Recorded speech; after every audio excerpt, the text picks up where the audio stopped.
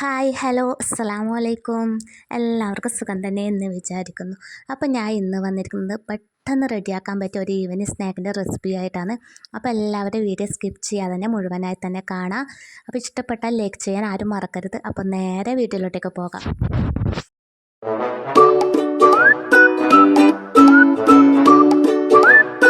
അപ്പോൾ ഈ സ്നാക്ക് ഉണ്ടാക്കാൻ വേണ്ടിയിട്ട് ഞാൻ ഒരു കപ്പ് മൈദപ്പൊടി വെച്ചിട്ടുണ്ട്. നമ്മൾ എത്ര ഉണ്ടാക്കുന്നത് വെച്ചാൽ അതുപോലെ എടുക്കാം. ഒരു കപ്പിൻ്റെ മേലെ വേണമെങ്കിൽ അങ്ങനെ എടുക്കാം. അപ്പോൾ ഞാൻ ഇത് കുറച്ച് ഉണ്ടാക്കുന്നില്ലോ, അതുകൊണ്ടാണ് ഞാൻ ഒരു കപ്പ് മൈദപ്പൊടി എടുത്തത്. പിന്നെ അതിലേക്ക് വേണ്ടത് അരിപ്പൊടിയാണ്. ഒരു ക്രിസ്പിക്ക് വേണ്ടിയിട്ട് ഒരു 2 ടേബിൾ സ്പൂൺ വരെ അരിപ്പൊടിയും കൂടി ചേർത്ത് കൊടുക്കാം. ഇനി ഇതിൽ വെള്ളം കൂടി ഒഴിച്ചിട്ടാകുമ്പോൾ നല്ലോണം ഒന്ന് മിക്സാക്കി എടുക്കണം.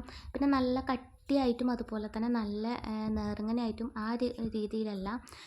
കുറച്ച് എന്താ പറയുക, നമ്മൾ പഴംപൊരിയെല്ലാം ആക്കുന്നില്ലേ, അതിനെക്കാട്ടും കുറച്ച് തിക്കായിട്ട് ആക്കിയെടുത്താൽ മതി. ആവശ്യമായ ഉപ്പും കൂടി ചേർത്ത് കൊടുക്കാൻ മറക്കരുത്. ഉപ്പും കൂടി ഇട്ട് കൊടുത്തിട്ടുണ്ട്. ഇനി എല്ലാം കൂടിയിട്ടൊന്ന് മിക്സാക്കി കൊടുക്കണം. പിന്നെ എൻ്റെ ചാനലിൽ ഞാൻ ഒരുപാട് റെസിപ്പി വീഡിയോ ഞാൻ ഉൾപ്പെടുത്തിയിട്ടുണ്ട്. അപ്പോൾ കാണാത്തവരുണ്ടെങ്കിൽ ഒന്ന് പോയി കാണാൻ സപ്പോർട്ട് ചെയ്യുക. ഇഷ്ടമായെങ്കിൽ ഫാമിലിയും ഫ്രണ്ട്സിനും ഒന്ന് ഷെയർ ചെയ്ത് കൊടുക്കുക.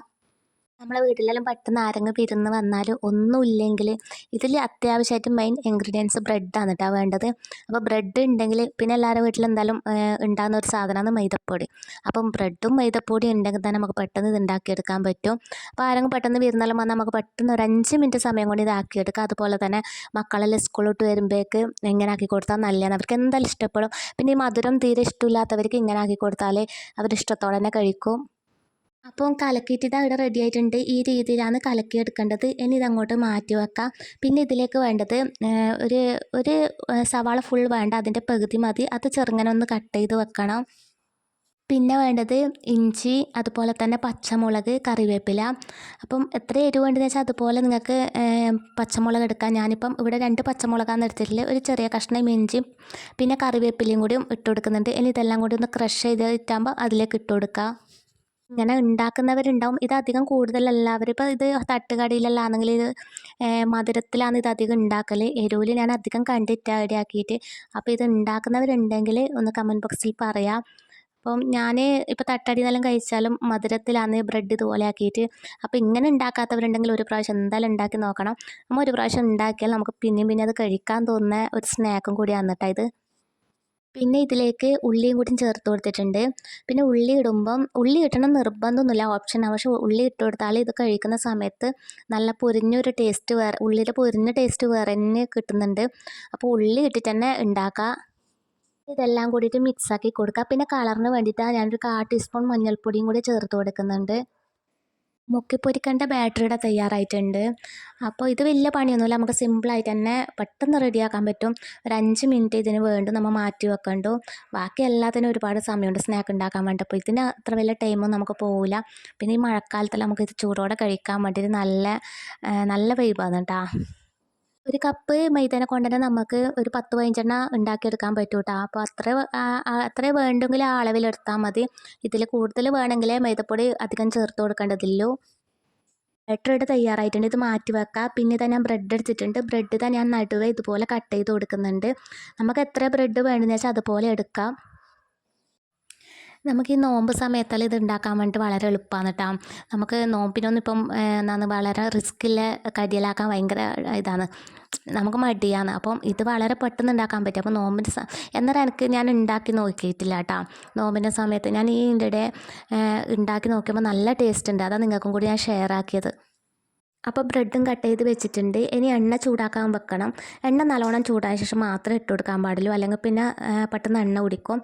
അപ്പോൾ ഇതാ ബ്രെഡ് ഇതുപോലെ മുക്കി എടുത്തിട്ട് വേണം എണ്ണയിലേക്ക് ഇട്ട് കൊടുക്കാൻ വേണ്ടിയിട്ട്. ഇത് പെട്ടെന്ന് തന്നെ പൊരിഞ്ഞ് കിട്ടും. നമുക്കിത് ഇട്ടിട്ട് അപ്പുറം ഇപ്പുറം ഒന്നും മാറി നിൽക്കാൻ കഴിയില്ല, പെട്ടെന്ന് തന്നെ റെഡിയായി കിട്ടും. ഇതിൻ്റെ വലിയ പാത്രം എടുത്തിട്ടുണ്ടെങ്കിൽ നമുക്കൊരു 5-6 ഇട്ട് കൊടുക്കാം. ഞാനിപ്പോൾ ഇതുപോലത്തെ ഒരു ഇരുമ്പിൻ്റെ ചീനച്ചട്ടി എടുത്തിട്ടുള്ളത്. അപ്പം ഇങ്ങനെ ആകുമ്പം നമുക്ക് ഒരുപാട് ഓയിൽ വേസ്റ്റ് ആവില്ല. നമുക്ക് ഇങ്ങനത്തെ ചീനച്ചട്ടി ആകുമ്പം മറ്റേ പരന്ന പാത്രമെല്ലാം ആകുമ്പോൾ നമുക്ക് ഒരുപാട് ഓയിൽ ഒഴിച്ച് കൊടുക്കാം. പിന്നെ നമുക്ക് അധികം ഓയിൽ ഒരുപാട് യൂസാക്കാനും പറ്റില്ലല്ലോ. അപ്പോൾ ഇങ്ങനെയല്ല, ചെറിയ പാത്രത്തിലാകുമ്പോൾ നമുക്ക് ഓയിൽ നഷ്ടമാവുകയും ചെയ്യില്ല. ചാനൽ ആദ്യമായി കാണുന്ന കൂട്ടുകാരുണ്ടെങ്കിൽ സബ്സ്ക്രൈബ് ചെയ്ത് ബെല്ലൈക്കൺ എനേബിൾ ചെയ്ത് വെക്കണം. എന്നാലേ ഞാനിടുന്ന വീഡിയോ നോട്ടിഫിക്കേഷൻ നിങ്ങൾക്ക് വരികയുള്ളൂ. പിന്നെ ഇതാ നല്ലോണം പൊരിഞ്ഞിട്ട് വേണ്ടവർ നല്ലോണം പൊരിഞ്ഞിട്ട് മാത്രം ചീനച്ചട്ടിയിൽ നിന്ന് എടുത്താൽ മതി. അപ്പോൾ ഞാൻ നല്ലോണം പൊരിച്ചെടുക്കുന്നില്ല, ഒരു മീഡിയം സൈസിൽ മാത്രമേ ഞാൻ പൊരിച്ചെടുക്കുന്നുള്ളൂ. പിന്നെ ബ്രെഡ് ആയതുകൊണ്ട് ഓയിൽ കുടിക്കുമോ എന്നുള്ളൊരു പേടി വേണ്ട. അധികം ഓയിലൊന്നും കുടിക്കുന്നില്ല. എന്താ പറയുക, നമ്മൾ സാധാ എണ്ണ പലഹാരം ഉണ്ടാക്കുന്ന ആ ഒരു ഓയിൽ മാത്രമേ ഇതിനും കുടിക്കുന്നുള്ളൂ. അപ്പോൾ ആദ്യം ഇട്ടത് ഇവിടെ റെഡി ആയിട്ടുണ്ട്. ഇനിയിപ്പം ഇതുപോലെ തന്നെ രണ്ടാമത്തതും ബ്രെഡ് അതുപോലെ ആ ബാറ്ററിൽ മുക്കിയിട്ട് എണ്ണയിലേക്ക് ഇട്ട് കൊടുക്കാം.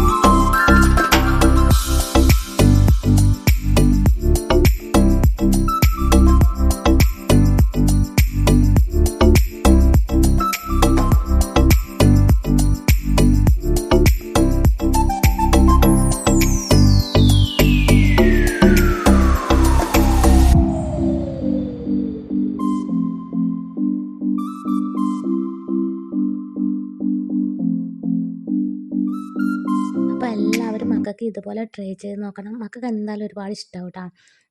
അവർക്ക് മധുരത്തോടായിരിക്കും ഇഷ്ടക്കുറവുണ്ടാകൽ. ചില കുട്ടികൾക്ക് ഈ എരിയുന്ന സ്നാക്കോടാണ് കൂടുതൽ ഇഷ്ടം ഉണ്ടാവില്ല. അപ്പം അങ്ങനെയുള്ളവർക്ക് ഈ ബ്രെഡ് കഴിക്കാത്ത മക്കളല്ലേ, അപ്പം ഇതിൻ്റെ ഉള്ളിൽ ബ്രെഡാണെന്ന് അവർ അറിയുകയില്ല. അങ്ങനത്തെ ഒരു ടേസ്റ്റാണ് ഇത് കഴിക്കുമ്പോൾ ഉണ്ടാകുന്നത്.